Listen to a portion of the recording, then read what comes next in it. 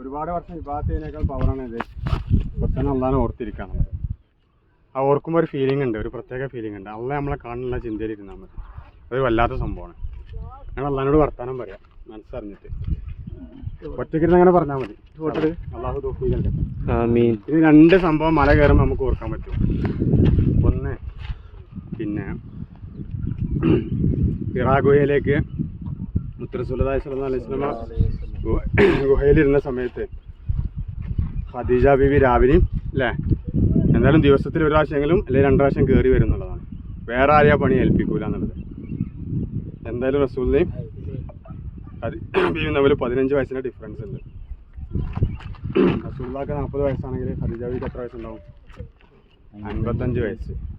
55 വയസ്സിൽ ഒരു മല കയറി വന്ന രംഗമൊന്നും ഇങ്ങനെ ആലോചിച്ചു. പിന്നെ ഹിജ്റൻ്റെ ഒരു സംഭവമുണ്ട്, ഒരു വല്ലാത്ത സംഭവമാണ്. കൊല്ലാൻ വരികയാണ്. ഹിജ്റ ഏതൊരു മനുഷ്യൻ്റെ മനസ്സിലാക്കുന്ന സംഭവമാണ്. വിരിപ്പ് കിടക്കുകയാണ്. ആരെ കിടക്കണേ? അലിയാർത്ഥങ്ങൾ.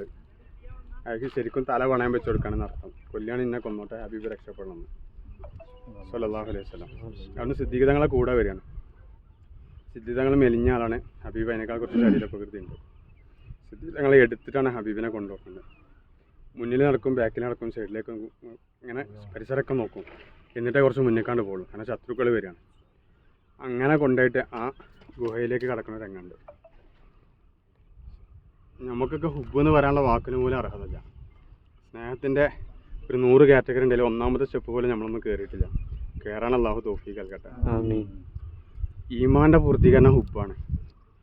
സിദ്ദീഖ് നമുക്ക് മുന്നിൽ മാതൃകയാണ്. റളിയല്ലാഹു അൻഹു. ആ ഗുഹയിൽ കിടക്കുന്ന രംഗം ആലോചിച്ച് നോക്കണം നിങ്ങൾ. ഗുഹയിൽ കടന്നിട്ട് സ്വന്തം ശരീരത്തിലുള്ള വസ്ത്രങ്ങൾ കീറിയിട്ട് മുഴുവൻ അത് അടച്ചു വെക്കണം. നല്ല ക്ഷീണം ഉണ്ടാവും സിദ്ദീഖ് തങ്ങളെക്കാൾ, ഹബീബിനേക്കാൾ സിദ്ദീഖ് തങ്ങൾക്ക്. എന്നിട്ട് ഇങ്ങനെ മെത്ത പോലെ ഇരുന്ന് കൊടുക്കണം, കിടന്നു കൊടുക്കണം. എന്നിട്ട് അതിൽ ഹബീബിനെ ഇങ്ങനെ കിടത്തുകയാണ്. കിടത്തിയിട്ട് ആ കാല് വെച്ച ദൂരത്തുനിന്ന് പാമ്പ് കൊത്തുകയാണ്. കാലനക്കണില്ല. എന്തുകൊണ്ടാണ് അറിയോ? മടി കിടക്കണ ഹബീബ് അങ്ങനെ ഉണർന്നാലോ എന്ന് കരുതിയിട്ട്. ആ സ്നേഹത്തിൻ്റെ ഒരു ഊക്കാലോചിച്ച് നോക്കുകയാണ്. പക്ഷേ കണ്ണറിയാതെ കണ്ണീരുറ്റിയാണ് രംഗങ്ങൾ. ഇങ്ങനെ ആലോചിച്ചാൽ മതി. സിദ്ദീഖ് തങ്ങൾ പകൽ കരയുമല്ലോ, രാത്രി എന്തിനാ ഹബീബിനെ പിരിഞ്ഞല്ലോ എന്ന് കരുതിയിട്ട്. എന്ത് പറഞ്ഞാലും സിദ്ദീഖ് തങ്ങൾക്ക് റസൂലിനെ കുറിച്ചാണ് പറയണ്ടത് സ്വല്ലല്ലാഹു അലൈഹി വസല്ലം. പനി വന്നല്ലോ സിദ്ദീഖ് തങ്ങൾക്ക്. എന്തിന്? ഹബീബിന് പനി വന്നാൽ സിദ്ദീഖ് തങ്ങൾക്കും പനി വന്നു. ഹബീബിൻ്റെ പനി മാറിയപ്പോൾ സിദ്ദീഖ് തങ്ങളെയും പനി മാറി.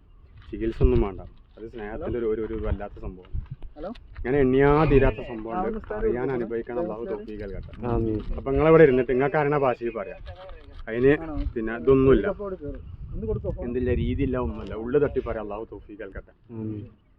അള്ളാന്ന് വിളിച്ചാൽ പോലും കണ്ണീര് പൊട്ടും. ശരിക്കും ഉള്ളറിഞ്ഞ് വിളിച്ചാൽ നമുക്ക് അള്ളാനെ ശരിക്കും കിട്ടാൻ അല്ലാഹു തൗഫീഖ് നൽകട്ടെ. ഈ യാത്ര കൊണ്ട് നമുക്കൊരു ഒരു സ്റ്റെപ്പെങ്കിലും അള്ളാഹുവിലേക്കോ റസൂലിലേക്കോ ഒരു സ്റ്റെപ്പ് മുന്നിൽ വെച്ചിട്ടുണ്ടെങ്കിൽ അൽഹംദുലില്ലാഹ് നമുക്ക് മുതലായി.